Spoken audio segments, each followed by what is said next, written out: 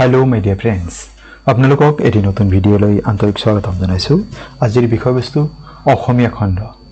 আজিৰ ভিডিঅ'ত আমি 25টা দৰকাৰী প্ৰশ্ন আলোচনা কৰিব লৈছো ডিএলএড এন্ট্ৰেন্স এক্সামৰ বাবে। সম্পূৰ্ণকৈ ভিডিঅ'টো চাব। আপোনালোকে নিশ্চয়কৈ এই ভিডিঅ'ৰ দ্বাৰা যথেষ্ট উপকৃত হ'ব।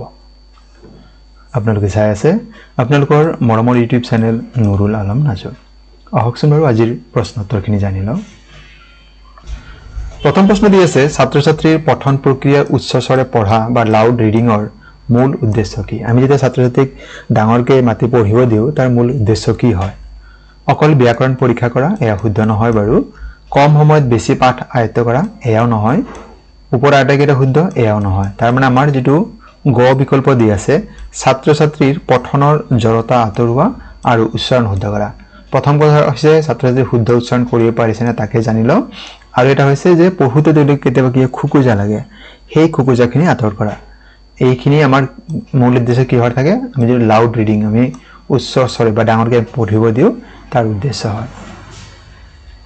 দ্বিতীয় প্ৰশ্ন তলত উল্লেখ কৰা কোনটো শব্দ বহুবচন বুজাবলৈ ব্যৱহাৰ কৰা এটা সমষ্টিবাচক শব্দ নহয়? খন, মালা, জাক, পুঞ্জ। ইয়াৰে এই খন আচলতে এক বচনৰ ক্ষেত্ৰতহে ব্যৱহাৰ কৰা হয়। ই বহুবচনৰ সমষ্টিবাচক শব্দ নহয়। বাকি কেইটা বাৰু মালা, জাক, পুঞ্জ একেইটা কি হয় বহুবচন বুজোৱা শব্দ হয়। যেনেকৈ দ্বীপপুঞ্জ, চৰাই জাক, পৰ্বতমালা। গতিকে এইবিলাক কি হয় বহুবচনৰ শব্দ হয়। কেৱল খন যেনেকৈ আমি লিখো এই কিতাপখন পঢ়ি বৰ ভাল লাগিছে। গতিকে আমি এইটো কি ব্যৱহাৰ কৰিছো কিতাপখন মানে ই এক বচন বুজোৱা শব্দহে হয়। বহুবচনৰ সমষ্টিবাচক যিবিলাক শব্দ আছে সেইবিলাক কি কি আছে যেনেকৈ বিলাক, হত, বোৰ, সকল, লোক, জাক, মখা, গণ, দল, থোপ, থোপা, থুপি, পাল, পুঞ্জ, বৰ্গ, বৃন্দ, বৃন্দা, মালা, মণ্ডলী, ৰাজি, শ্ৰেণী, লানি। এইকেইটা হৈছে সমষ্টিবাচক মানে বহুবচন বুজাবলৈ ব্যৱহাৰ কৰা সমষ্টিবাচক শব্দ। সংস্কৃতৰ পৰা পৰিৱৰ্তনৰ মাজেদি অসমীয়া ভাষাত সোমোৱা শব্দবিলাকক কি বুলি কোৱা হয়? তৎসম শব্দ, তদ্ভৱ শব্দ, আৰ্য শব্দ, মংগোলীয় শব্দ। ইয়াৰ শুদ্ধ উত্তৰ হৈছে তদ্ভৱ শব্দ। কি বুলি কোৱা হৈছে? সংস্কৃতৰ পৰা পৰিৱৰ্তনৰ মাজেদি অসমীয়া ভাষাত যিবিলাক শব্দ সোমাইছে সেইবিলাক কি বুলি কোৱা হয়? তদ্ভৱ শব্দ।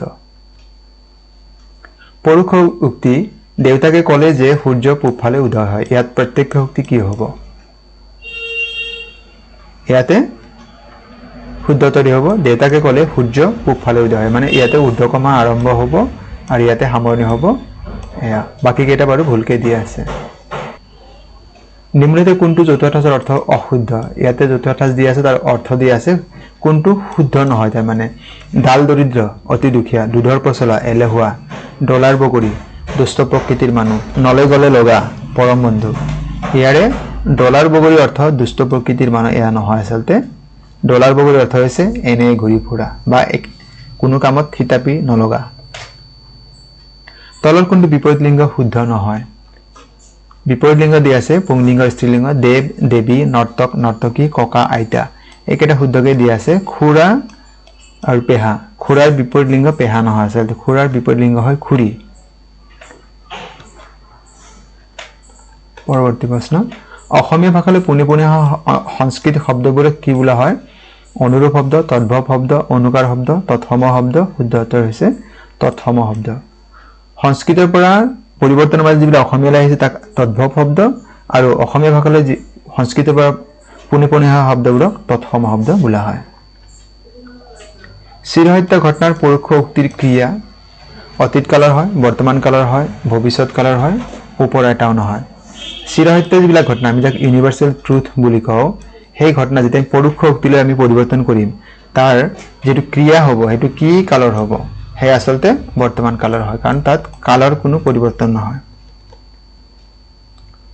পৰৱৰ্তী প্ৰশ্ন পিতা শব্দৰ বিশেষণ কি হ'ব? পিতৃ, পিতৃ সমাৰ্থক শব্দ, পিতামহ নহয়, পিতাই নহয়। ইয়াতে কি হ'ব? পৈতৃক। গতিকে খ বিকল্প আমাৰ শুদ্ধ হ'ব। তিনিআলি কি সমাস? দ্বন্দ্ব, দ্বিঘু, বহুব্ৰীহি, তৎপুৰুষ। ইয়াৰ শুদ্ধ উত্তৰ হৈছে দ্বিঘু সমাস। দ্বিঘু সমাস কেনেকৈ হয় আমি জানি লওঁ। তিনিআলি কি সমাস? দ্বিঘু সমাস। সংখ্যাবাচক শব্দৰ লগত অন্য শব্দৰ যি সমাস হয় তাক দ্বিঘু সমাস বোলে। যেনেকৈ ত্ৰিফলা ত্ৰি বা তিনি ফলৰ সমাহাৰ, এই যে তিনি এইটো সংখ্যাবাচক শব্দ, গতিকে এইটো কি হ'ব দ্বিগু সমাস হ'ব। দুমাহী, 2 মাহৰ সমাহাৰ দুমাহী। একেদৰে তিনিআলি, এটা কি তিনি এটা সংখ্যাবাচক শব্দ আছে, গতিকে সেইকাৰণে এয়া দ্বিগু সমাস হয়। আপোনাৰ বাবে এটা প্ৰশ্ন, নিম্নলিখিত কোনটো স্বৰ্গ শব্দৰ বিপৰীত শব্দ হয়? প্ৰলয়, ইহকাল, সাধু, নৰক। শুদ্ধ উত্তৰটি কমেণ্ট বক্সত জনাব। বিশেষণে কি কৰে? সংজ্ঞা বা বিশেষৰ দুগুণ প্ৰকাশ কৰে, সৰ্বনামৰ দুগুণ প্ৰকাশ কৰে, ক্ৰিয়াৰ দুগুণ প্ৰকাশ কৰে। ক আৰু খ দুইটাই শুদ্ধ। আচলতে বিশেষণে কি কৰে? সংজ্ঞা বা বিশেষ আৰু সৰ্বনাম দুইটাৰে দুখ গুণ আদি প্ৰকাশ কৰে। গতিকে আমাৰ একেবাৰে ঘ বিকল্পটো শুদ্ধ উত্তৰ হ'ব, মানে এই ঘটো আমাৰ শুদ্ধ উত্তৰ হ'ব। অসমীয়া ভাষাত বিভক্তি প্ৰধানকৈ 3 বিধ, 7 বিধ, 5 বিধ, 2 বিধ। ইয়াৰ শুদ্ধ উত্তৰ হৈছে অসমীয়া ভাষাত বিভক্তি প্ৰধানতঃ 2 বিধ হয়। সেই 2 বিধ কি কি আছে? এটা হৈছে শব্দ বিভক্তি, এটা হৈছে ক্ৰিয়া বিভক্তি। হাতলৰ জতুৱা খণ্ডবাকৰ অৰ্থ হ'ল ক্ষমতাশালী, চুৰ স্বভাৱৰ, নম্ৰ স্বভাৱৰ, খঙাল। হাত দীঘল মানে ক্ষমতাশালী বুজায় আৰু হাতলৰ মানে চুৰ স্বভাৱৰ বুজায়। গতিকে আমাৰ খ বিকল্পটি শুদ্ধ উত্তৰ হ'ব। উৎ যোগ চাৰণ, উচ্চাৰণ এই সন্ধিটো তলৰ কোনটো প্ৰকাৰৰ সন্ধি? বিসৰ্গ সন্ধি, স্বৰ সন্ধি, ব্যঞ্জন সন্ধি, অনুস্বাৰ সন্ধি। ইয়াৰ শুদ্ধ উত্তৰ হৈছে ব্যঞ্জন সন্ধি। বসুধা শব্দটি তলৰ কোনটো অৰ্থ বুজাইছে? নৰক, হৰক, পৃথিৱী, ৰজনী। ৰজনী মানে ৰাতি হয়, বসুধা মানে পৃথিৱী হয়। গতিকে ইয়াতে গ বিকল্পটি শুদ্ধ হ'ব। বসুধা শব্দৰ সমাৰ্থক শব্দ হৈছে পৃথিৱী। অন্য কেইটামান সমাৰ্থক শব্দ আছে ইয়াৰ, যেনেকৈ ধৰা, বসুন্ধৰা, বসুমতী, বসুধা, ধৰণী, মহী, মেধিনী, ক্ষিতি, অৱনী, ভূ আৰু ধৰিত্ৰী।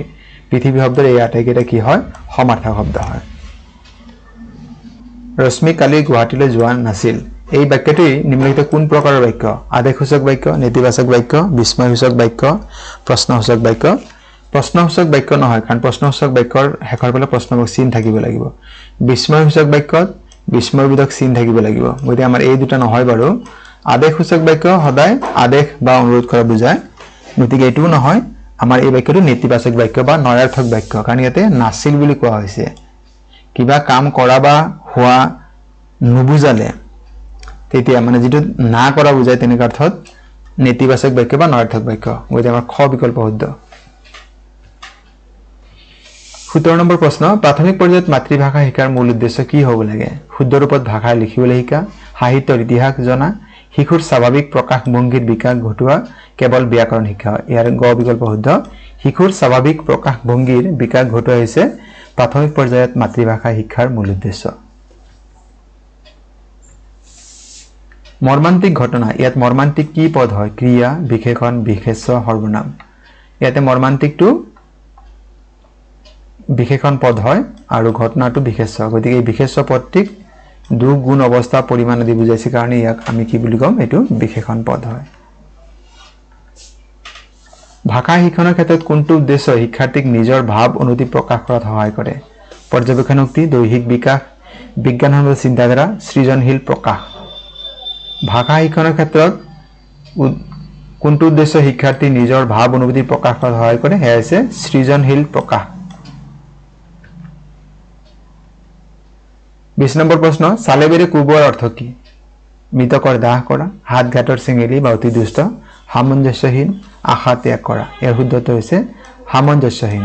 কিবা লাগবান নোহোৱা কথা, তাৰমানে কিবা সেই যিটো কথা কৈ আছে তাৰ লগত যদি মিল নাই, তেনেকুৱা কথা যদি কোৱা হয়, সংগতি নোহোৱা কথা ক'লে আমি তাক কি বুলি কওঁ? চালেবেৰে কোবোৱা। যেনেকে এটা বাক্য চাব, মানুহজন বৰ শিক্ষিত, ভাবিছিলো ভাল ভাষণ দিব, পিছে সকলো চালেবেৰে কোবোৱা ভাষণহে দিলে। নিম্নলিখিত কোনটো শব্দৰ বিপৰীত লিংগ ভুলকৈ দিয়া আছে?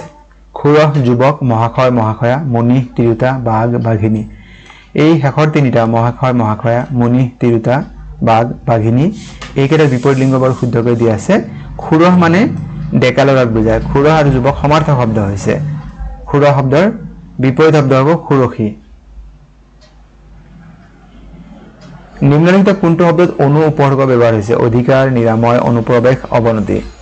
ইয়াৰ অনু গ বিকল্পত ব্যৱহাৰ হৈছে অনুপ্ৰৱেশ অধিকাৰ শব্দত অধি নিৰাময় শব্দ নিৰ আৰু অৱনতি শব্দ অব এই উপসৰ্গহে ব্যৱহাৰ হৈছে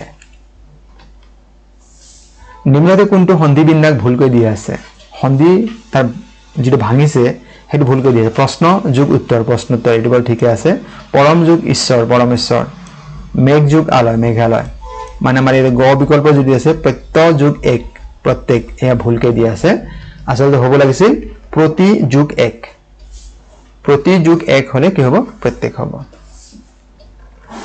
কোৱেশ্চন 24 ভাষা শিক্ষণৰ শ্ৰৱণ আৰু কথন দক্ষতা বৃদ্ধিৰ বাবে তলৰ কোনটো কাৰ্যকলাপ আটাইতকৈ শ্ৰেষ্ঠ বুলি গণ্য কৰা হয় শ্ৰেষ্ঠ বানানটো অশুদ্ধ হৈ আছে স্বতলিপি দিয়া বাতৰি কাকত পঢ়িবলৈ দিয়া ছবি আঁকিবলৈ দিয়া দলগত আলোচনা আৰু অভিনয় আমি যদি গ্ৰুপ ডিসকাশন বুলি কওঁ আৰু এক্টিং তেতিয়া কি হ'ব ই শ্ৰৱণ আৰু কথন দক্ষতা বৃদ্ধি পাব আজিৰ ভিডিঅ'ৰ অন্তিম প্ৰশ্ন নিম্নলিখিত কোনটো ভুলকৈ দিয়া আছে এটা শব্দত প্ৰকাশ কৰা দিয়া আছে যে আহাৰ জীৰ্ণ নোযোৱাৰ কাৰণে হোৱা বেমাৰ অজীৰ্ণ এইটো শুদ্ধকৈ দিয়া আছে ঈশ্বৰক বিশ্বাস কৰা লোক আস্তিক এয়াও শুদ্ধ আছে খাবলৈ অনা কলপুলি পচলা এইটো শুদ্ধ আছে মানে গ বিকল্পটো ভুলকৈ দিয়া আছে একে গুৰুৰ শিষ্য সমসাময়িক নহয়